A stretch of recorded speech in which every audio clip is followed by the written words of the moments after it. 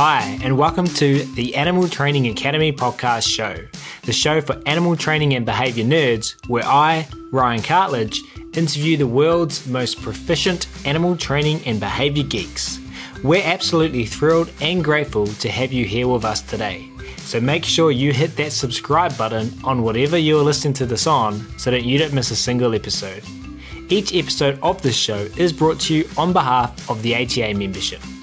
And if you like the conversations in this episode, then you're invited to continue them with like-minded behaviour nerds within the membership area, which you can find out more about at www.animaltrainingacademy.com.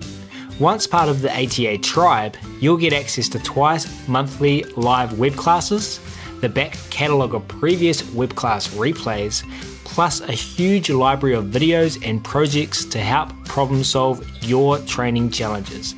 Plus, we're a sociable bunch with an exclusive private Facebook group and forum areas. It's like a Netflix social media platform for animal behaviour geeks.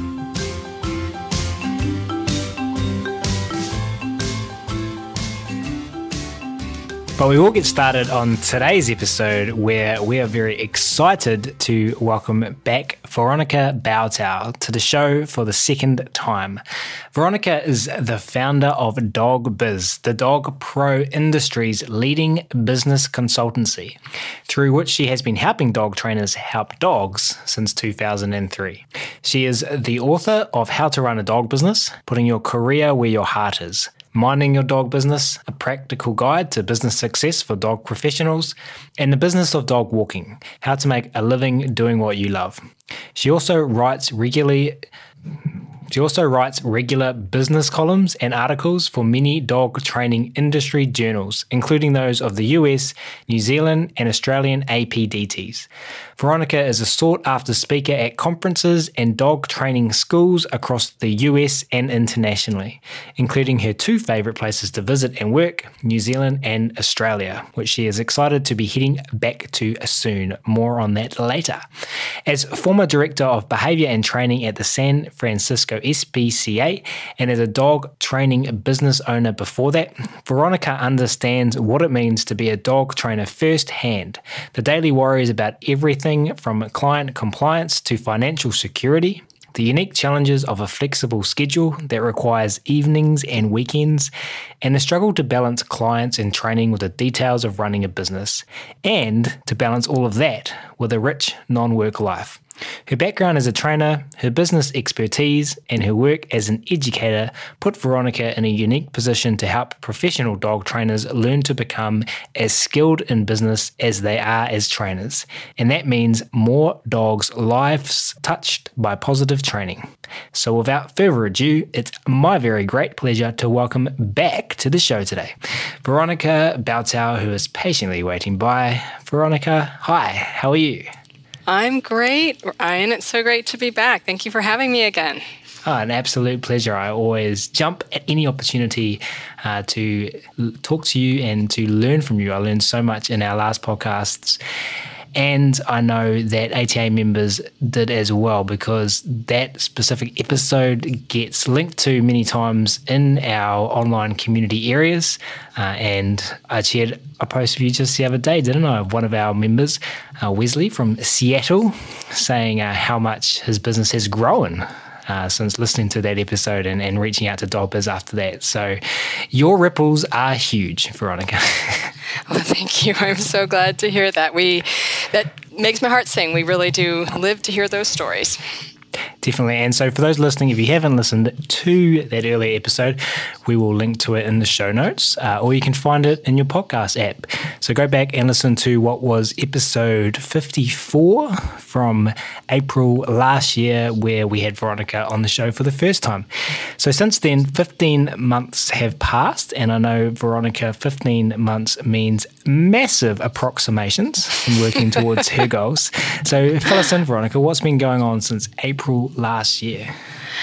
Oh, well, the biggest thing we've been working on is launching our new program, Dog Biz University, which is essentially an online business school for dog trainers. And so we have been super busy all year long creating courses for that and getting those up. And we've got I think we've done about 8 classes this year. Some are on demand, some are live classes. So we've just been putting all kinds of content out for that. So that's been very exciting. And then gearing up for some travel to do some in-person teaching again later this year. So how does one find out more about Dog Biz University? And is it like a course with a time frame, or is it just access to information you go through at your own time, or how does it work? Yeah, it depends on the course. So Dog Biz University is basically our collection of business classes. And so some of them are on demand, where you could decide that you wanted to take them tomorrow. You register, and all the lessons are there for you to take at your own pace. Some of the classes we are doing live, and so you register by a certain date and then come on and do a live interactive course. Some of them are a bit of a mixture, where you have access to the pre-recorded modules, but then we also have scheduled group coaching calls to get on and do Q&A and do some problem solving and actually take what we're teaching and apply it to your own business. So we're experimenting with sort of a wide range of formats to see what works best. And for some topics, some formats work better than others, and so we're just playing quite a bit with that. We've just later this month, for example, we'll be releasing an on-demand course on how to set up and structure a successful day training program. So that's one that you can take just whenever you like. We've got courses on marketing and setting rates and all sorts of things. And in September, we are doing our first fully live course, and it's a 5-week course on called The Best Classes in Town, a really comprehensive kind of deep dive into creating a really successful public class program, solving a lot of the common problems that we run into with filling classes and getting people to come back after puppy and basic, and just all sorts of different issues. And so you can go to dogbizsuccess.com and click the Dog Biz University tab, and you can see all the courses that we've got going and the ones that are coming up next, and take a look. Yeah, I think that public classes one of the ATA membership and the conversations in the community areas are anything to go by is going to be a popular one. We've got units set up in our Facebook group just for people having discussions about what they do in their classes, and it seems to be a recurring question, and it seems to be one that gets a lot of engagement from the members. So I'm excited to hear that that's being offered.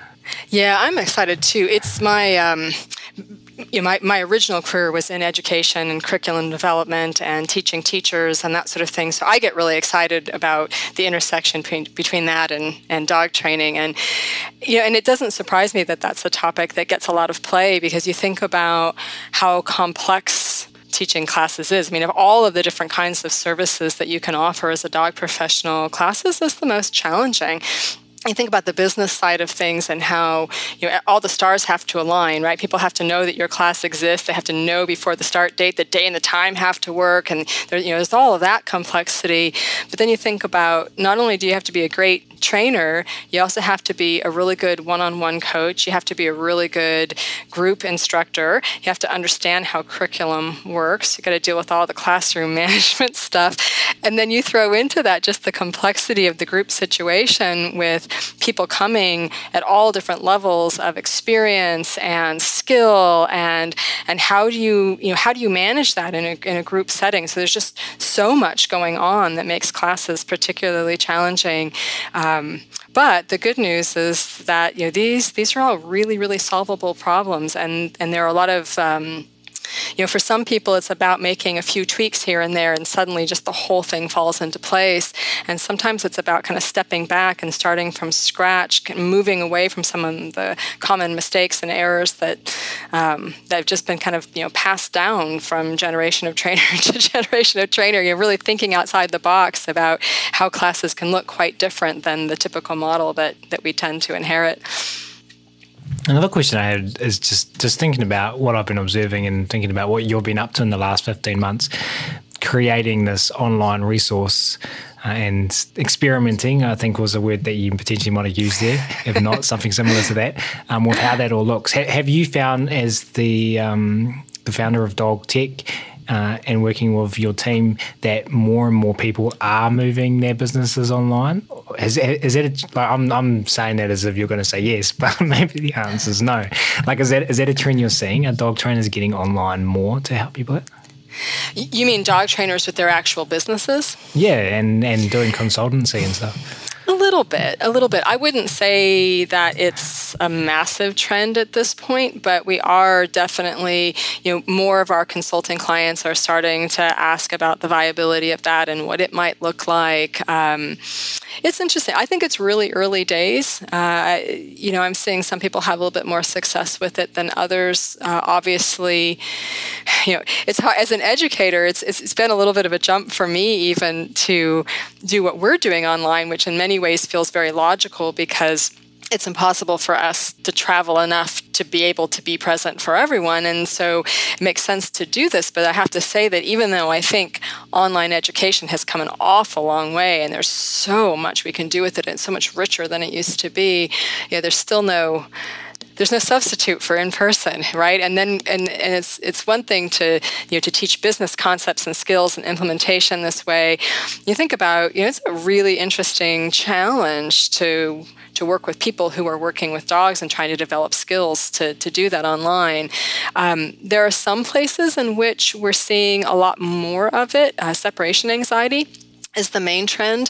Milena DiMartini has just done phenomenal, groundbreaking work in finding much, much more powerful and effective ways to treat separation anxiety. And she does all of her work with clients all around the world online. It's exceedingly rare that she meets a client and dog in person. And through her program, she's teaching trainers how to do the same thing.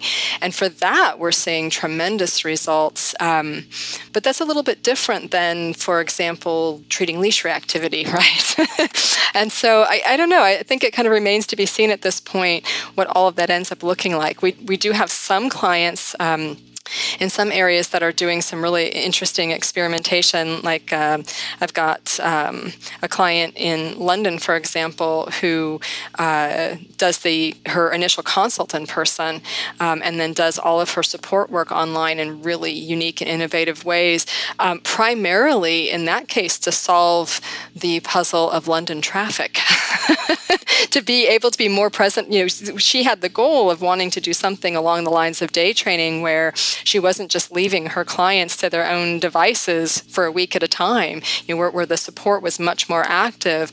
But not willing, and even really, it just wasn't feasible to try to be driving to everyone, on a regular basis. So I don't know. There's some interesting experimenting going on, but I think it's a trickle so far, not a huge trend just yet. That's very cool to hear. I, like you, are doing experimenting in this area as well. So it's fun to hear what other people are up to, and just want to put a shout out to Melina. We love her here at ATA and agree that the work she's doing with separation anxiety is amazing. I can't wait to have a free calendar year so I can dive in, or longer, to her content and learn even more from her, I should say. Moving forward, though, you offered to bust some dog training professional myths for us today. To be precise, 8 business myths of dog training professionals. Can you run through these for us, please, Veronica? Yeah, so this is what I'm going to be talking about in detail when I come out to visit, which I'm super excited about. So there are... I would say that there are more than 8, but these are the main 8 that I'm going to be focusing on. One is this still pervasive myth that we aren't skilled professionals with a professional knowledge and skill set, that we don't sort of see ourselves often in the same light as, say, a professional CPA or a lawyer or people who other people hire to provide professional skill sets, and that particular myth leads into a couple of others. One of them it's related to is this notion that clients have to train their own dogs, and all of the trouble that tends to get us into, including our constant frustration with client compliance levels of clients not doing the work that we really wish that they would do, because they don't have that professional knowledge and skill set, and also because they are accustomed to hiring people to do things for them, which, because we don't see ourselves that way, we continue to hold back what it is the clients really want from us. I think also related to that too is that we don't we're uncomfortable promoting ourselves.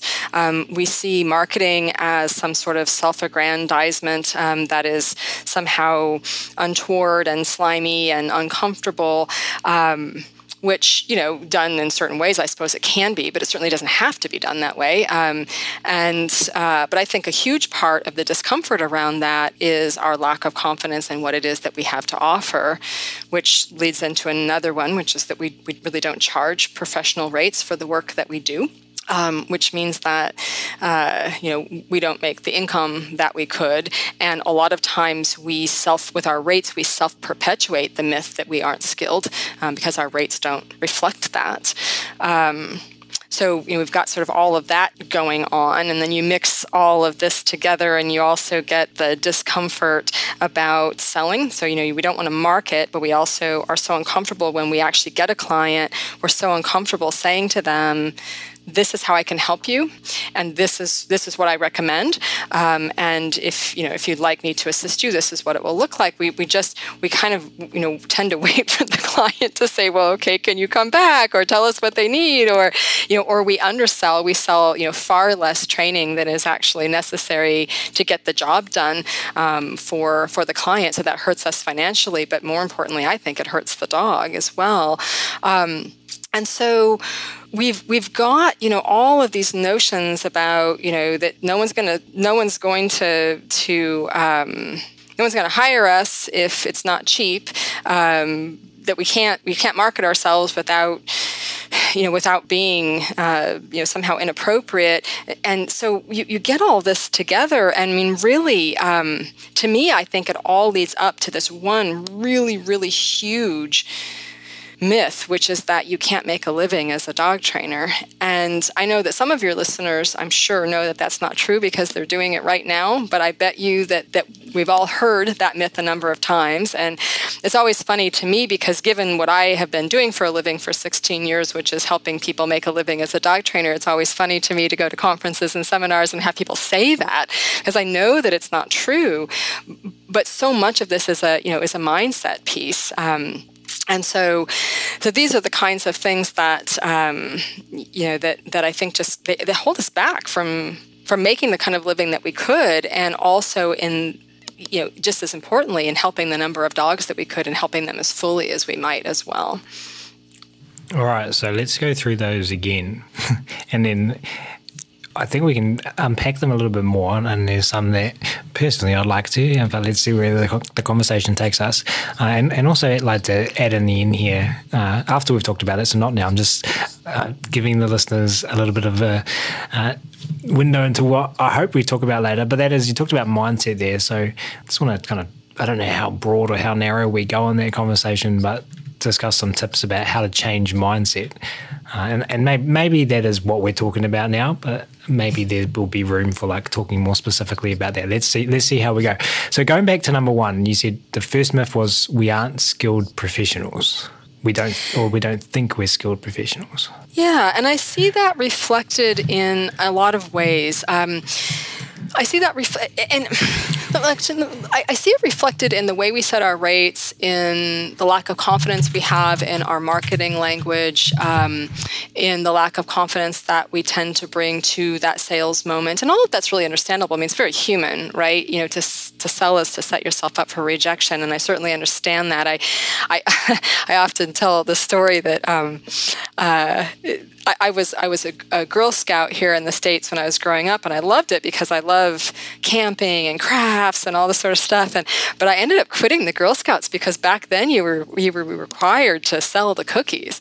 And the thing is, the cookies are delicious. Not like I didn't believe in the cookies, but I got to tell you, I was so profoundly uncomfortable going door to door selling these cookies that I just quit. I couldn't do it. And so, I understand that, but I think, so the thing that was so different, in my mind is that when I'm going door to door selling cookies, I am knocking on your door when you're in the middle of something and asking you if you want something that you may not want.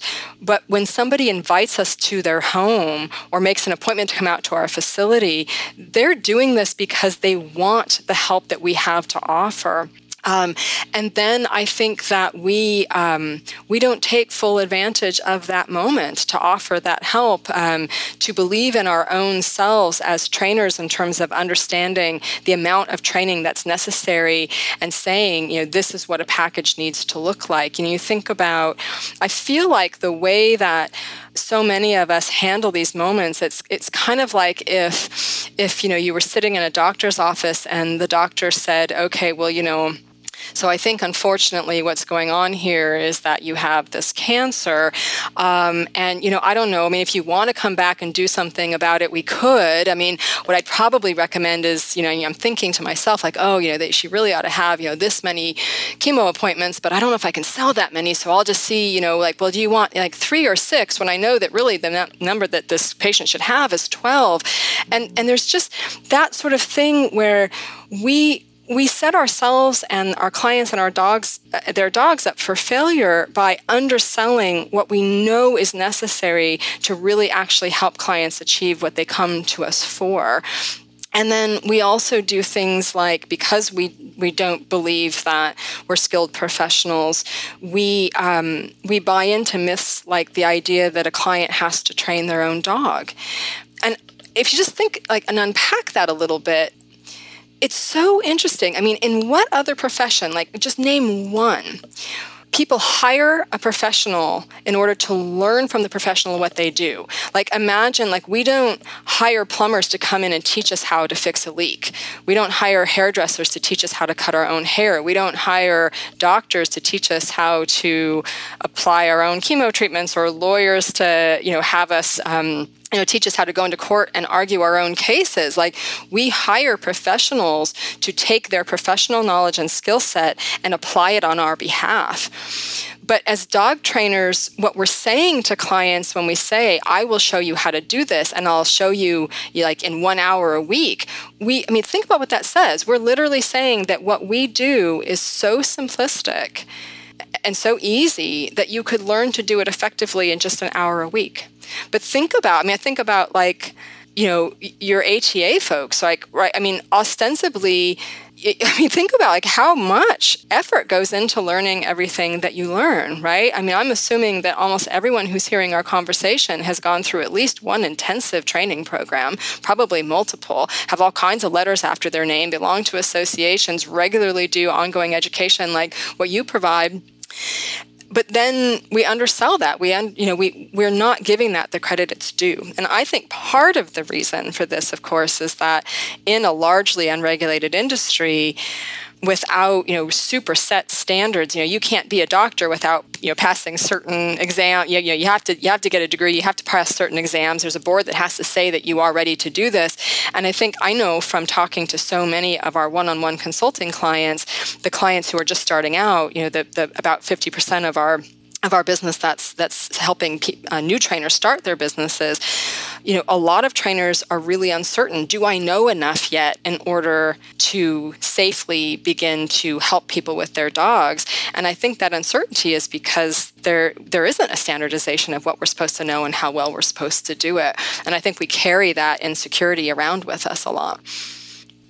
First of all, the Girl Guide cookies are delicious. I absolutely agree with you. I don't know if we have the same ones here in New Zealand. Do you have a favorite flavor? Just Girl Guide flavour. That's really good.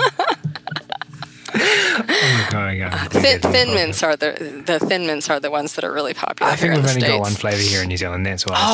Oh no. Okay. I don't know what I'm missing out on. You said that trainers like potentially worried, wrong word, I'm not sure. Tell me if there's a better word to inject there, about selling their skills because that means that they might get rejected. Is that? Well, the sales moment's uncomfortable, right? I mean, totally. when you say to somebody, when you make a proposal to someone, there is the potential for them to say no. And I think that very often that no feels very personal. And I think that that's, one place where a mindset switch needs to take place, which is that we aren't going to be the right fit for everyone. And sometimes people investigate the notion of training, and then when they're faced with understanding what it really involves, both whether that's cost or time or their own investment in the part of the work that they need to do, I think sometimes people just decide, this isn't the right time, this isn't the right match for me. But it doesn't mean that we personally aren't the right match. But I think it's hard sometimes to to distance ourselves, from that feeling, and so it just feels uncomfortable. And so, part of what we often teach, and this is one of the things that I'm going to be going into in a little bit more detail in the talks I'm doing there in New Zealand, is actually developing a script for this. I mean, really developing a protocol, a practice so that that you're using a strategy that is effective, and it's something that you can kind of memorize, sort of put your own personality spin around, and just practice it. Because the whole thing is, when your stomach's doing butterflies and your heart's fluttering and all of that, in the beginning, if you can just fake it, right? If you can just get yourself to say what needs to be said so that you can hear a few yeses and be reinforced from that, it's amazing how the whole thing starts to take on so much less intensity. We find that with our clients and our students all the time, that it's about learning a process and a protocol so that you have a lot of confidence that the way you're going about it is ethical, is clean and comfortable both for you and for the client, and that it's effective. There are other things involved in this too, which I'll also be talking about in the workshops. And one of them that I'll mention is that a huge piece of successful sales is selling to the right people. And so there are all of these ways, all these little bits about how we set our businesses up that make an enormous difference. Because and it has to do with how we set our rates, for example, how the marketing messages that we have on our websites, for example, there are all these different, and the way we do our marketing, what kind of referral sources, referral relationships we've built, etc. You're going to meet with so much more success selling the training the way you think it should be done if you are selling it to clients who are the right match for that service, right? No matter what our businesses are, no matter what industry you're in, you're not going to be the right match for everyone. And so part of being successful is getting really, really clear about exactly how are my services supposed to be used to have, to work for me financially, to have maximum impact for my clients and their dogs. And who are those clients? And how do I make sure that they're the ones that I'm selling to? There's no point in selling something to someone who's not going to be the right match for it. You just set yourself up for failure and discomfort, which just continues that cycle. Going back just a little bit there, you said you were talking about actually developing a script. Sorry, I'm rewinding a little bit. Sorry, listeners, I'm doing it again. That is okay. Well, with me anyway, I can't speak for the listeners. But. Well, they keep coming back, so I'm assuming that you're okay with the rabbit holes that my mind explores on this show. So you say actually developing a script, so knowing what you're going to say when you go in there, and then, because we talked about this before off the podcast, just in amongst friends, and I'm thinking back to a podcast episode we did with Ava Bertelsen where we talked about flowcharting out your training sessions so you know what you're going to do at every possible behavior the animal might throw at you. So, and we talked about how that as an animal trainer in your training sessions can help build your confidence. So am I going down a path that resonates with you? Is that what you're kind of suggesting here? Know what you're going to say, know if the client says this is what you say. If the client says that, this is what you say. And you kind of know you have the whole conversation mapped out. And I guess that means that you're not thinking on the spot in front of the client. Yes, that is exactly what I mean. And I love training analogies for business. Yeah, and it goes even further than that. So you've got the basic script, and then you've got the all those spin-off pieces. So, when somebody says, well, oh gosh, what about, gosh, this is a little bit expensive. Do you think we could just try a couple sessions first and see how it is? I want you to know what you're going to say when you get that question, because I know you're going to get it every once in a while. And I want you to feel super confident so that when you answer the question, the client's like, whoa, I want this trainer. And even if even if you're quaking in your boots the first few times, and so, yeah, really, and it goes back even farther than that. It's not even just the script, which is a hugely important part. It's also understanding exactly where in the initial consult process does this script come out. Right? When do you initiate this conversation? How do you initiate this conversation in a way that feels smooth, in a way that feels, it doesn't feel icky and slimy and carnival barky and pushy. It should just feel natural. But what usually happens is that trainers, we tend to miss the moment, and partly it's because we don't make the moment. And so that's part of what we teach in this too, is exactly what is the structure of initial consult. I think a lot of times, we go in and they just kind of happen, but we haven't sort of, really spent the time to say, okay, these are the goals of an initial consult, and this is exactly how I'm going to achieve those goals, and to actually run the process, to control the process, to lead the client, where you want them to go, because they called you there for the lead, to be led, and also it's in their best interest. And so rather than going in and feeling kind of just floaty in the whole thing, really having a step-by-step model that you're following, so that there's this natural progression into the moment of, okay, so are we going to do this together? I want that to feel so smooth for trainers, because I want them to master it, because it means more clients, which means more dogs helped. So I've come up with a saying: don't feel floaty, feel flowy. Right. I will start using that, and I will make sure you get credit for it. So you said there that sometimes people might be quaking in their boots the first few times. And when you were saying that, it reminded me of learning about crucial conversations. And when I was learning about crucial conversations, I'd go have these conversations with people, and it felt so awkward and weird because I had no reinforcement history for it. It was so out of my normal patterns of behavior, out of my comfort zone. But that's what you're suggesting, potentially. And maybe rephrase that question. You're suggesting that's one possible way you could do that. It's kind of learn this, but then you've got to take that next step and put yourself in that position. Yeah. And it's something that I'll confess to you, when we started in 2003, one of the big questions in my mind, so we started this whole endeavor because when I was director of behavior and training at the SPCA in San Francisco, that was back when Jean Donaldson's academy was part of the department. And we kept watching all these amazing trainers graduate from this program. We'd have 14 cadres of students graduate every year.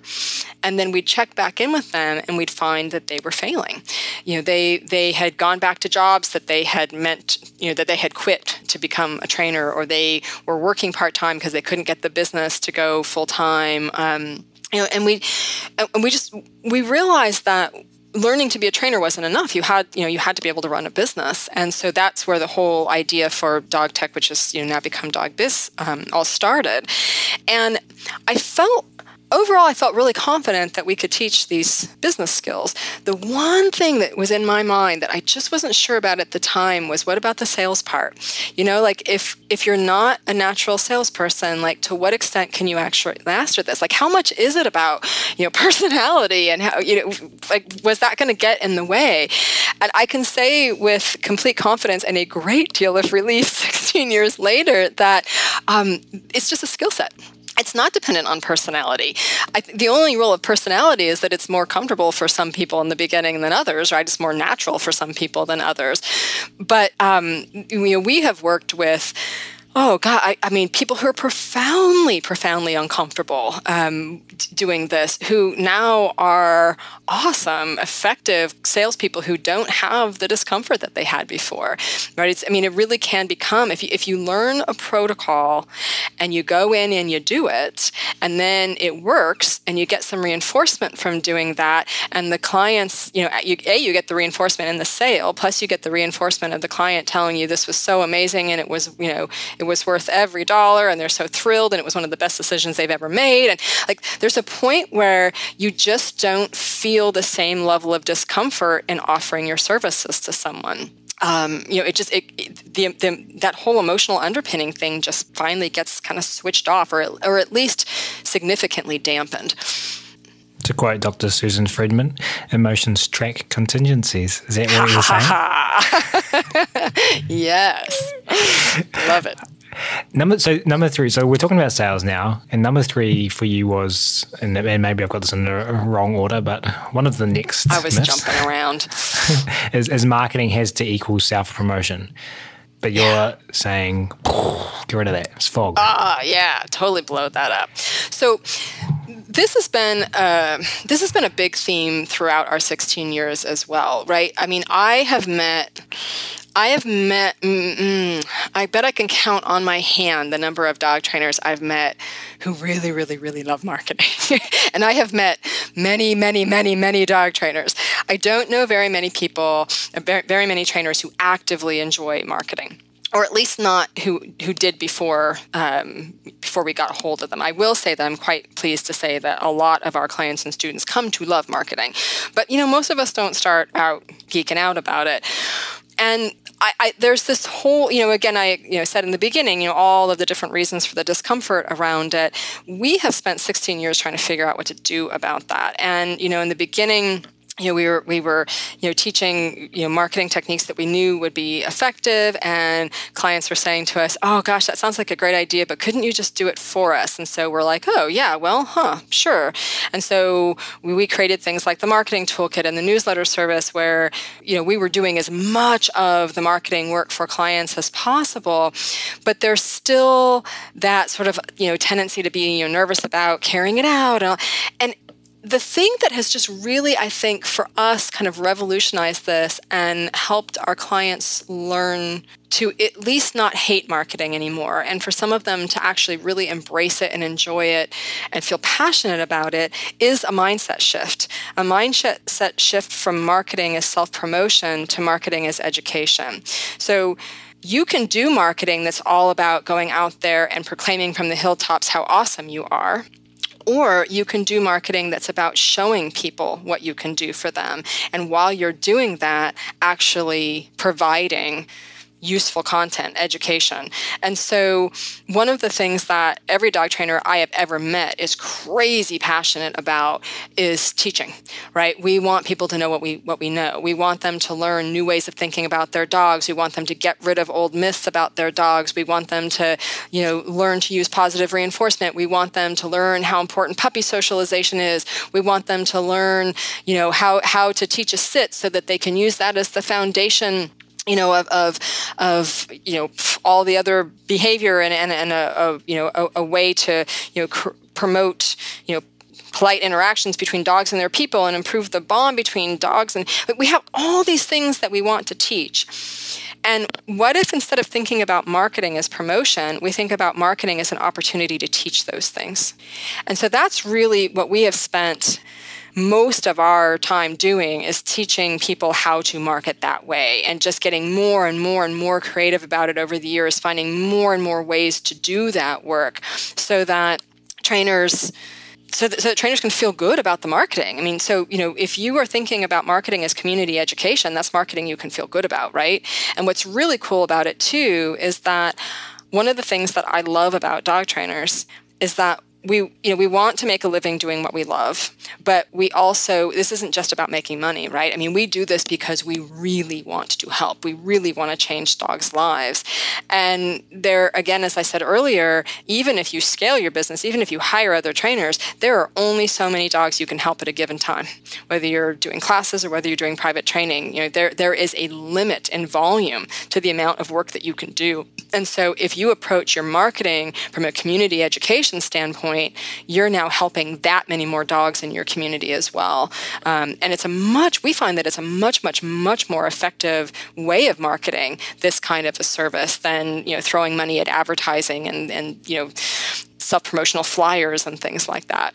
So it works better, and it has this added benefit of actually helping dogs and people.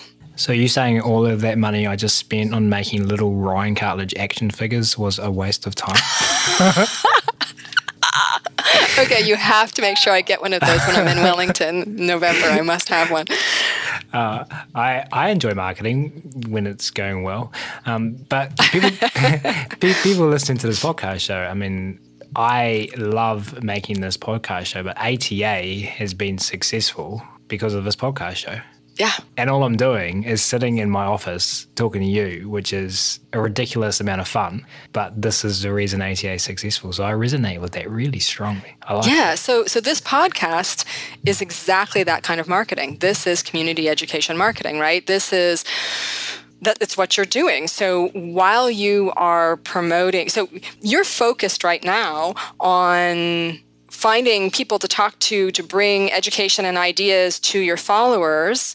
And it just so happens that as you do that, ATA gets marketed as well. It gets promoted, right? But your passion for providing the education and the ideas and the conversation, that's what makes, it's probably what makes it fun for you and for your listeners, but it's also what makes it effective as marketing. I mean, you can pay for an advertisement to tell people about ATA, but they're not going to have anywhere near the understanding of what that program can do for them that they have by participating in this project. Absolutely love this conversation, and we should do a whole episode on I call it content marketing. I don't know if that's a phrase you term. Yeah. Content marketing, community marketing, same thing. Yeah, exactly. I love this topic, but we're looking at time. We should probably move on because that was point number 3 and there's 8 of them. So number 4, I've got written down here, we don't charge, the myth is clients will only hire a dog trainer if it's cheap. Yep. Well, in the interest of time, I'll make this one short, which is just to say it's absolutely not true. And the reality is that the more you charge, the more clients you'll have. And I know that sounds completely backwards, but it bears out over and over and over again. Trainers are terrified to raise their rates, thinking I don't have enough business as it is, and then they raise their rates and they find that they need to call us back because they have too much business. That wonderful problem to have. So the reality is that if you don't value your services, other people won't either. And the serious clients who are really looking for a solution, they're going to hire the more expensive trainer. And one of the things that we see a lot, we get asked when I'm speaking, we get asked by our consulting clients, that this tremendous frustration about people who go to the traditional trainer down the street first before coming to the positive reinforcement trainer, and then we have to fix the damage, right? And there's always like, why do people say why are they going to that person first? They're more expensive. I'm like, well, honestly, one of the reasons they go to that person is because they're more expensive, and they assumed you weren't as good because you were less expensive, and that is just a reality. And I have traveled doing this work in countries all over the world, and I have never seen that rule different anywhere I've gone. I wrote something down earlier and then I deleted it, but it's come back to me as you were talking then. When we were talking about scripting out your conversations with your clients and the awkwardness around doing that sometimes when you first get started, and how doing that repetitively, getting your reinforcement history down can improve your confidence, and going back even further to something I said that I wanted to talk about, which was mindset in general. Is that something you're suggesting that we do, is kind of just putting ourselves in those positions and embracing this stuff and trialing it out and getting reinforcement history to gain confidence, and that changes our mindset? Because if these are all myths, then the idea is to think about them differently, to do both of those things, or something else. Like how do we change the mindset? Yeah, I think it's both. I think, part of it is thinking about it differently. And so that's why we do things like trying to reframe the concept of marketing, for example. It's part of why we, it's part of why we try to tell so many stories about, to bring, like, you can try this and it can be scary, but I want you to know that you're not the first person to try it, right? When we're not we're experimenting with class structures. We're not experimenting with your businesses, and so we know from years and years and years of working with trainers to do this that this holds true. And so just to know that, and to look around you and see too what happens in your own community. Who are the trainers that that are getting the most traction? What are that sort of thing? I mean, it's just so that mindset comes partly from considering evidence and alternatives and that sort of thing. But yes, it also comes partly from the experience of sometimes you just have to take the deep breath and make a change, and then be reinforced for that. And it's part of why. We do a lot of scripting. We do a lot of scripting for our clients. We do a lot of scripting in the courses that we teach, depending on the topic and whatnot. It's one of the things I'll be doing in the talks that I'm coming out in November for, is really walking through that whole sales protocol and scripting, and then what I always encourage people to do is then take that basic word for word piece and make it yours, right? You have to say it in a way that feels natural, the kind of words you use, the sort of cadence and rhythm you have, so that when you use it, it flows out, even if you're feeling nervous that first time that you're doing it. But yeah, I mean, I think mindset is, sometimes it's about thinking differently. Sometimes it's about doing differently and letting the emotions and the thoughts come along for the ride. And does this come down to, we talked about marketing maybe coming down to, not coming down, that's the wrong way of saying it, but personality, individualism, having an effect on people when they're first embracing these ideas. Does that come into effect here? Do you find that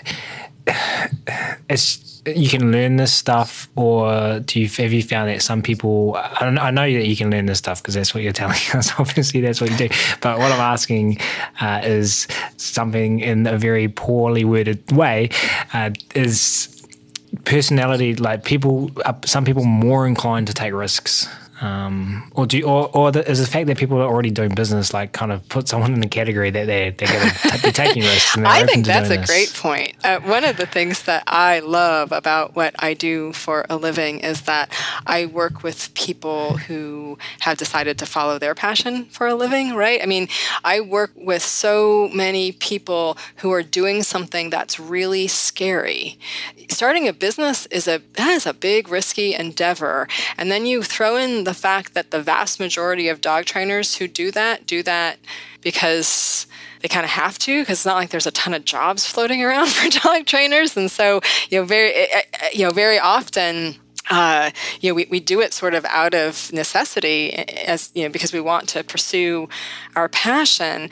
And I think that's amazing. I mean, I think about the number of trainers that we've worked with over the years who have been crazy excited to do this, but also really scared. I mean, nervous, freaked out, anxious. But they're doing it anyway. And to me, that is so amazing. I just have so much admiration for our clients, our students, for dog trainers in general who go out and do this work. And so it's one of the things that, exactly. Even if it scares you to death, if you're going to go out and start a business, then I'll tell you, even though it's really scary to learn sales skills, maybe it feels really scary to learn marketing skills, the reality is that as soon as you do that, it takes a ton of the fear out of owning a business, right? It's really scary to figure out how to optimally set your rates. But once you've learned how to do it and you make the commitment to yourself based on those strategies to set your rates where they should be for you, and it starts working, you think about, a huge part of this is just we've already taken the big step. Now we just have to take a few more of them to make sure that big step is not for naught, right? You got to be all in. And it's just a little bit farther. I mean, you just got to go a little bit farther down the path so that you really get where you want to be. And I don't know, it's interesting what you say about personality. I mean, I think for some people making these choices is easier than for others. But the reality is, once you make them and commit and go, personality, I think, has much less, it may play some role in making the choice to do it. I don't think it plays very much role in how successful you then are afterward. Because I know lots and lots of wallflower trainers who have learned to be amazing sales and marketing people who, if you had a conversation with them early on, they wouldn't have predicted it. And I don't think anyone else from the outside looking would have either. It's interesting. And I always think about the ATA membership as the people that I look at to represent the wider ATA podcast audience and ATA audience. But I'm also curious, are these just the ones that have stayed in the game and have some people dropped off because they didn't have the confidence, the risk-taking willingness, or I don't know what other words I'm looking for here, but are we kind of interacting more with the people that are getting successful? I'm going down a deep rabbit hole here, and it's completely I don't know. taking us off topic. That's interesting. I mean, I'm just going to conjecture, but do some people's businesses fail?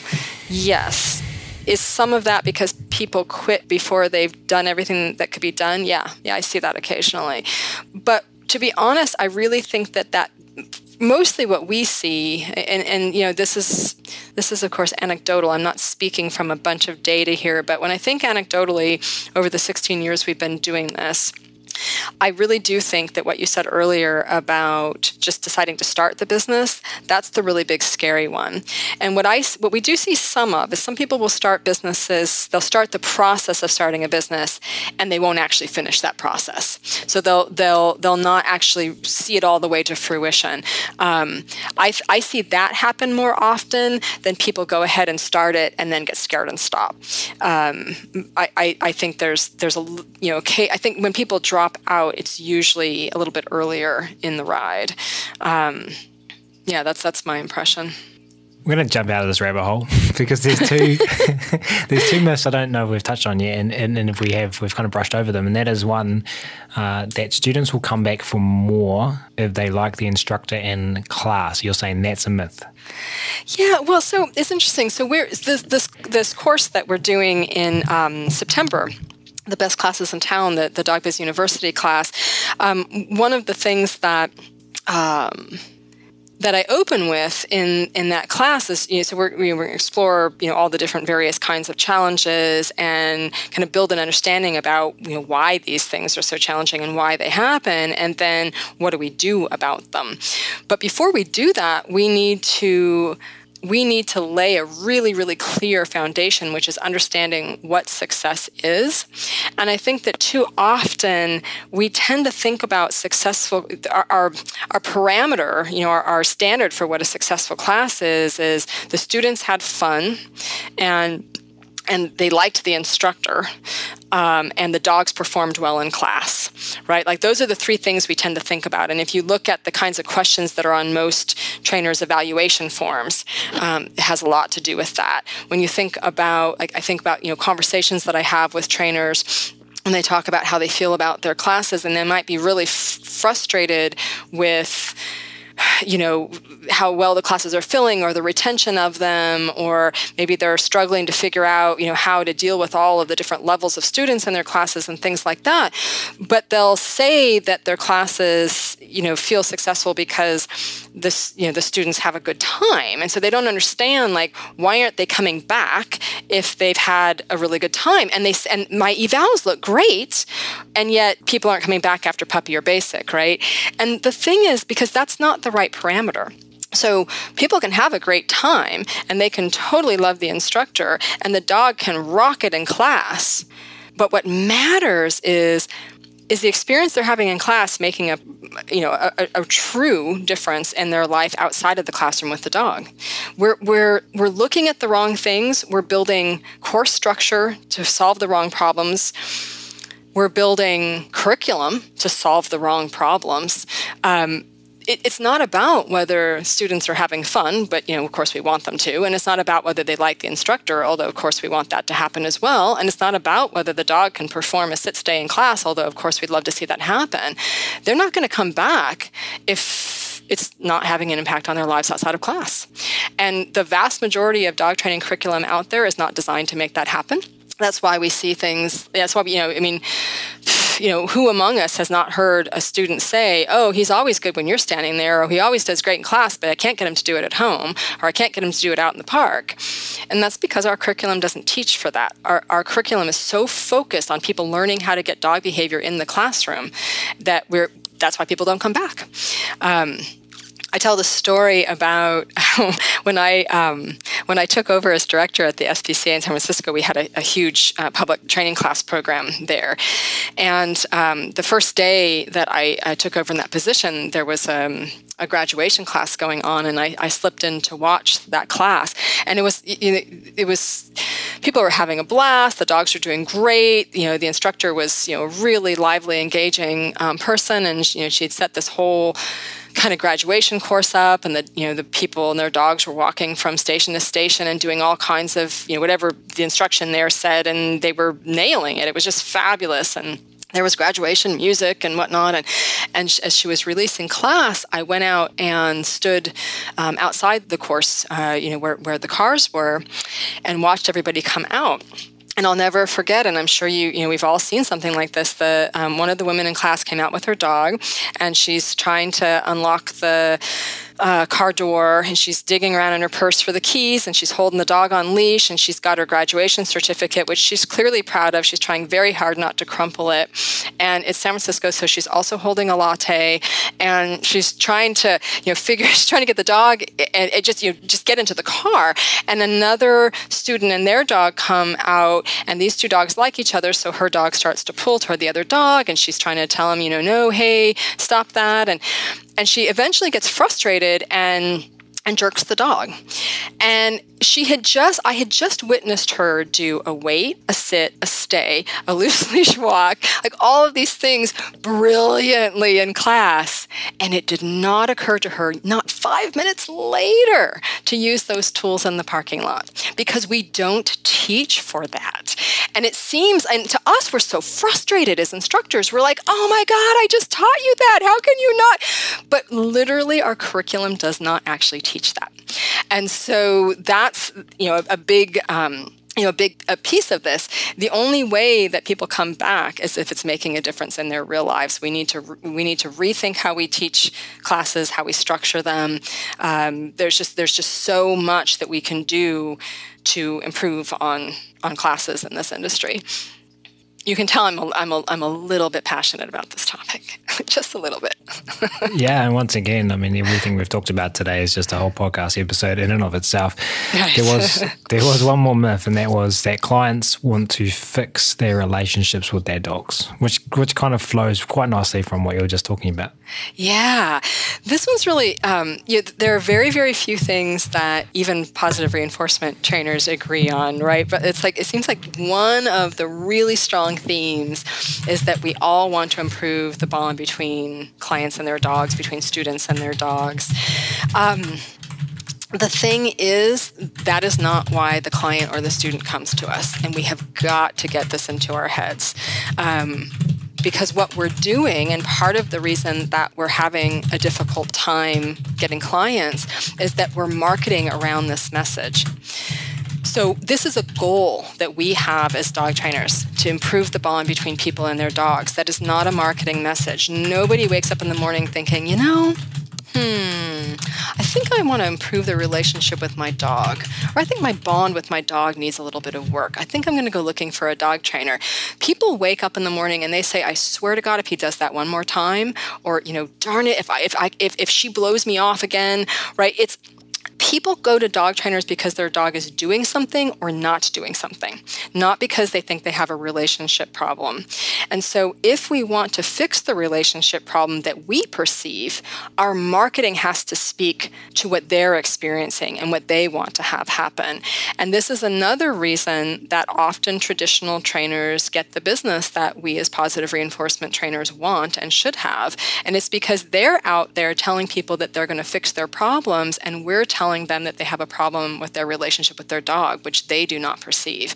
And so that's a big piece of this, is we've got to get savvier about our marketing messages. Now, we're never going, I want to be really super, super clear. I don't want to be misunderstood as saying that we should be using the kind of pushy marketing that we often see with traditional training, or that we should be making guarantees that are unethical or anything like that. But really just stop to think about it. If we cannot find an effective way to tell people that we can make their lives with their dogs better, that we can help change their dog's behavior, if we aren't confident enough to say that, we have no business offering our services. We stop short, well short of guarantees, but we have to be thinking in a more savvy way about what we say to clients, about what we do, and how it impacts their lives. So in no particular order, 8 myths that we as... I don't think there was any order to that at all. 8 business myths of dog training professionals that we talked about and touched on at some point in some rabbit hole today is dog trainers can't make a good living. Myth number 1. We aren't skilled professionals. Myth number 2. Clients must train their own dogs. Myth number 3. Students will come back for more if they like the instructor and class. Myth number 5. You have to be born with good sales skills. That was myth number 6. Have I got this right? You're going to end up with 9 because the 8 really add up to the big myth that you can't make a living as a dog trainer. So I've already covered that one. So just go for the 9. It's all I just saw that I had more than 8. We're giving them a bonus. Bonus. You got it here for listening to us this deep into this episode. Marketing has to equal self-promotion is myth number 7. Myth number 8 is clients want to fix their relationships with their dogs. And the last one is clients will only hire a dog trainer if it's cheap. Now, for those of you in Australasia, you are very lucky that you will get to unpack all of this later on in the year, over the coming months, because for those of us in this part of the world, Veronica will be visiting us very shortly. Can you please share with everyone, Veronica, a little bit more about your upcoming trip? Yes. I am going to, so I'm coming out hosted by the New Zealand APDT to do 3 one-day business talks. I'm going to be, and what I'll be doing at these talks is going into a lot more depth on these myths, but more importantly, more depth on the solutions to them. So really looking for, a really, to spend a whole day together. I want you to come away with tips and tweaks and ahas and really actionable items for taking your business from wherever it is right now to wherever you'd like to see it go, and having an awful lot of fun, I hope, together doing so. I will be in Auckland on November 9th. I will be in Wellington, your neck of the woods, Ryan, on the 16th of November. And I will be in Christchurch on November 23rd. I am also, for those of you in Australia, I'm also going to be a little bit after on December 5th. I'm going to be doing a small workshop, a one-day workshop in Adelaide. Called Reset for Success. And in that one, we'll be looking at some of these myths and whatnot, but we're actually going to be doing a little bit of workshopping in that one as well. And so, yeah, I'm excited. And so if you're in any of those areas, then we go to find out more. So for the New Zealand talks, you go to the New Zealand APDT site and register through the APDT. And for the Adelaide talk on December 5th is what I said, right? And the Adelaide talk December 5th, you go to dogbizsuccess.com/reset-for-success. Perfect, and we will link to all of this in the show notes as well. Hey, Veronica, this has been so much fun from myself and on behalf of everyone listening. We really appreciate you taking the time to come on the show today with us, and I'll see you in November. I am looking forward to it. Thank you so much for having me.